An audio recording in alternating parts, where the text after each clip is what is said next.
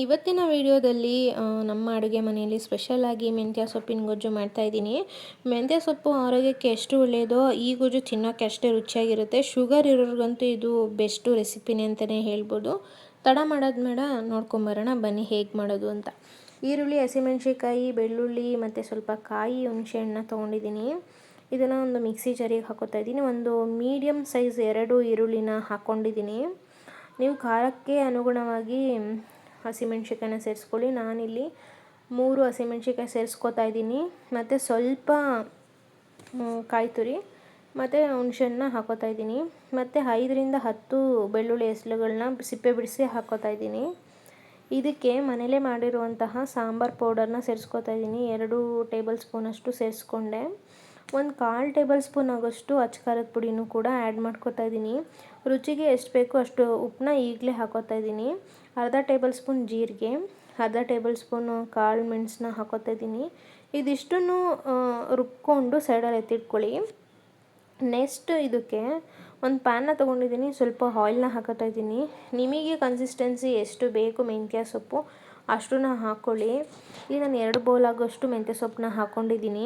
ಇದನ್ನು ನೀಟಾಗಿ ವಾಶ್ ಮಾಡಿ ಕಟ್ ಮಾಡಿ ನೀವು ಸಣ್ಣದಾಗಿ ಹೆಚ್ಚಿ ಸೇರಿಸ್ಕೊಳ್ಳಿ. ಈ ಥರ ಕೂಡ ಸೇರಿಸ್ಕೊಬೋದು. ಬಟ್ ಮೆಂತ್ಯ ಸೊಪ್ಪು ಈ ಥರ ಸೇರಿಸ್ಕೊಂಡ್ರೆ ಹಂಗಂಗೆ ಸಿಗುತ್ತೆ. ಹಿಂಗೆ ತಿಂತೀನಿ ಅನ್ನೋರು ಕೂಡ ಹಿಂಗೆ ಸೇರಿಸ್ಕೋಬೋದು. ಇಲ್ಲಾಂದರೆ ಸಣ್ಣಗೆ ಹೆಚ್ಚಿ ಆ್ಯಡ್ ಮಾಡ್ಕೊಳ್ಳಿ, ಇನ್ನೂ ತುಂಬ ಚೆನ್ನಾಗಿರುತ್ತೆ. ಸೊ ಇದನ್ನು ಎಣ್ಣೆಲೇ ಹುರ್ಕೊಂಡು ಸೈಡಲ್ಲಿ ಎತ್ತಿಟ್ಕೊಂಡೆ. ಇನ್ನೊಂದು ಬಾಣಲಿಗೆ ಒಂದು 2ರಿಂದ 3 ಟೇಬಲ್ ಸ್ಪೂನ್ ಆಯಿಲ್ನ ಹಾಕೋತಾ ಇದ್ದೀನಿ. ಎಣ್ಣೆ ಬಿಸಿಯಾದ ತಕ್ಷಣ ಒಂದು ಅರ್ಧ ಟೇಬಲ್ ಸ್ಪೂನ್ ಸಾಸಿವೆ, 1/4 ಟೇಬಲ್ ಸ್ಪೂನ್ ಜೀರಿಗೆ ಹಾಕೋತಾ ಇದ್ದೀನಿ.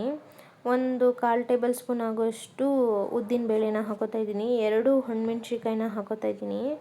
ಮತ್ತು ಬೆಳ್ಳುಳ್ಳಿ ಹೆಸರು ಕೂಡ ಹಾಕೋತಾ ಇದ್ದೀನಿ. ಸಿಪ್ಪೆ ಬಿಡಿಸಿ ಒಂದು 5ರಿಂದ 10. ಮತ್ತು ಸ್ವಲ್ಪ ಕರಿಬೇವಿನ ಸೊಪ್ಪನ್ನ ಹಾಕೋತಾ ಇದ್ದೀನಿ. ಬೆಳ್ಳುಳ್ಳಿ ಜಾಸ್ತಿ ಕೂಡ ಹಾಕೋಬೋದು, ಏನೂ ಪ್ರಾಬ್ಲಮ್ ಇಲ್ಲ. ಇಷ್ಟೇ ಹಾಕೋಬೇಕು ಅಂತ ಏನಿಲ್ಲ, ಚೆನ್ನಾಗಿರುತ್ತೆ. ಬೆಳ್ಳುಳ್ಳಿಲಿ ಇಮ್ಯುನಿಟಿ ಪವರ್ ಜಾಸ್ತಿ ಇರೋದ್ರಿಂದ ಅದು ಎಷ್ಟೇ ತಿಂದ್ರೂ ಏನೂ ಆಗೋಲ್ಲ. 1 ಟೇಬಲ್ ಸ್ಪೂನ್ ಆಗೋಷ್ಟು ಶುಂಠಿ ಬೆಳ್ಳುಳ್ಳಿ ಪೇಸ್ಟ್ ಕೂಡ ಹಾಕ್ಕೊಂಡಿದ್ದೀನಿ. ಇದಿಷ್ಟನ್ನು ಹಾಕ್ಕೊಂಡಾದ್ಮೇಲೆ ಚೆನ್ನಾಗಿ ಎಣ್ಣೆಯಲ್ಲಿ ಫ್ರೈ ಮಾಡ್ಕೊಳ್ಳಿ, ಹಸಿ ವಾಸನೆ ಎಲ್ಲ ಹೋಗೋವರೆಗೂ. ಹಸಿ ವಾಸನೆ ಎಲ್ಲ ಹೋಗಾದ್ಮೇಲೆ ನಾವೇನು ರುಬ್ಬಿಟ್ಟಿರುವಂಥ ಮಸಾಲೆನ ಇದಕ್ಕೆ ಆ್ಯಡ್ ಮಾಡ್ತಾಯಿದ್ದೀನಿ. ಹುಣ್ಸೆಹಣ್ಣ ಜಾಸ್ತಿ ಆ್ಯಡ್ ಮಾಡೋಕ್ಕೆ ಹೋಗಬೇಡಿ, ಹುಳಿನೇ ಬಂದುಬಿಡುತ್ತೆ. ಸೊ ಇದನ್ನು ಎಣ್ಣೆಲೇ ಹಾಕ್ಕೊಂಡು ಫ್ರೈ ಮಾಡ್ತಾಯಿದ್ದೀನಿ. ಮೆಂತ್ಯ ಸೊಪ್ಪು ಎಷ್ಟು ಒಳ್ಳೆಯದು ಅಂತಂದರೆ ಯಾರ್ಯಾರು ವೆಯ್ಟ್ ಲಾಸ್ ಮಾಡ್ತಾಯಿದ್ದೀರಾ ಅವರಿಗೂ ಇದು ತುಂಬಾ ಬೆಸ್ಟ್ ರೆಸಿಪಿನೇ ಅಂತಲೇ ಹೇಳ್ಬೋದು. ಇದರಲ್ಲಿ ತುಂಬ ಐರನ್ ಕಂಟೆಂಟ್ ಜಾಸ್ತಿ ಇದೆ, ಇಮ್ಯುನಿಟಿ ಇದೆ, ಮತ್ತು ಸ್ಕಿನ್ನಿಗೆ ತುಂಬಾ ಒಳ್ಳೆಯದು. ಬ್ಲಡ್ನ ಸ್ವಲ್ಪ ಪ್ಯೂರಿಫೈ ಮಾಡಿ ನಮ್ಮ ಮುಖದಲ್ಲಿ ಏನಾದ್ರೂ ಮೊಡವೆಗಳಿದ್ರೆ ಅದನ್ನು ಕ್ಲಿಯರ್ ಮಾಡುತ್ತೆ ಮತ್ತು ಗ್ಲೋನ ಕೊಡುತ್ತೆ. ಅಷ್ಟು ಮೆಂತ್ಯ ಸೊಪ್ಪಲ್ಲಿ ಪವರ್ ಇದೆ. ಸೊ ಹೆಲ್ದಿ ರೆಸಿಪಿನ ಮಾಡ್ಕೊಳ್ಬೇಕು ಅಂದರೆ ಈ ಥರ ಮಾಡ್ಕೊಳ್ಳಿ, ತುಂಬಾ ಚೆನ್ನಾಗಿರುತ್ತೆ.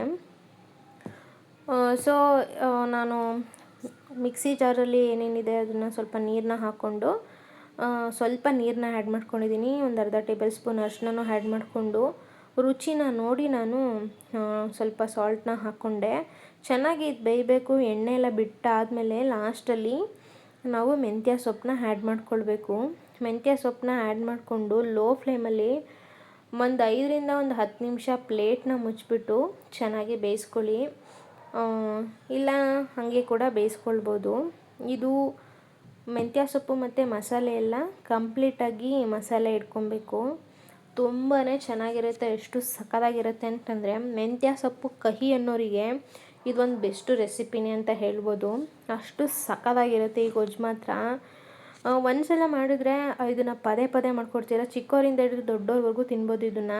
ಮಕ್ಕಳು ಇದು ಮೆಂತ್ಯ ಸೊಪ್ಪು ಕಹಿ ಅಂತಲೇ ಹೇಳಲ್ಲ, ಅಷ್ಟು ಚೆನ್ನಾಗಿರುತ್ತೆ.